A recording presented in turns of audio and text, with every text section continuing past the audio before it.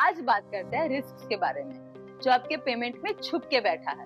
आपके मेहनत की कमाई को सेफ रखना सबसे इम्पोर्टेंट है, इसलिए बहुत जरूरी है कि आप उन रिस्क को समझें जो आपके पोर्टफोलियो को नीचे गिरा सकता है।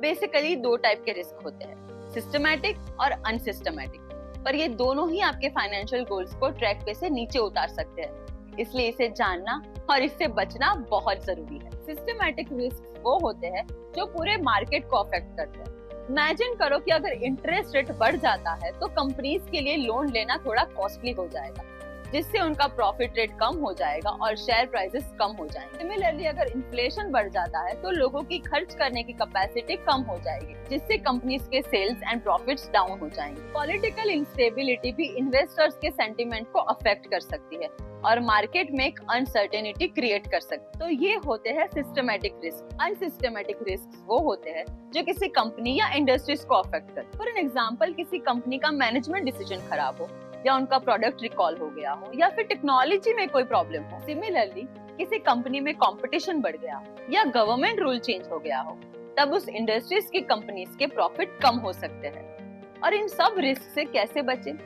कुछ चीजें हैं जो आप ध्यान में रख सकते हैं।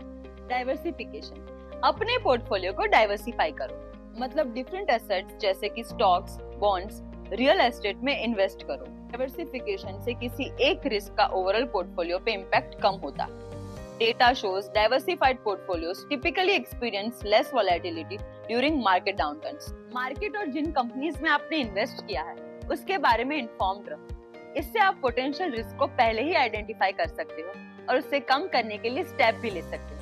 For example, regularly check company earnings report and industry news. Long term approach, अपना long term investment horizon रखो। Day to day market fluctuations पे मत उलझो, अपने long term goal पे फोकस रहो और investment plan पे stick रहो। Historically, long term investors ने उन लोगों से ज्यादा returns देखे हैं जो constantly trade करते आ रहे हैं। अगर आपको ये रील अच्छा लगा तो like and share जरूर करें और follow us for more such insights.